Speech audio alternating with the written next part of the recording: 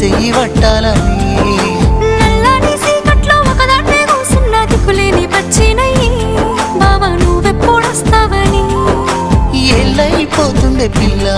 ఎన్నెలొచ్చింది మన బతుకులా ఏలైపోతుండే పిల్ల ఏలు వట్టంగా వస్తున్నాయా ఇన్నాళ్ళ ఎడబాటు ఎడవాసిపోతుందిలే ఈ సీనయ్య గుండున్నదే సినదారా నీ కోసము ఈ దూరాన్ని చెరుపుతూ తీరాల తగిలింది అందాల ఈ మానము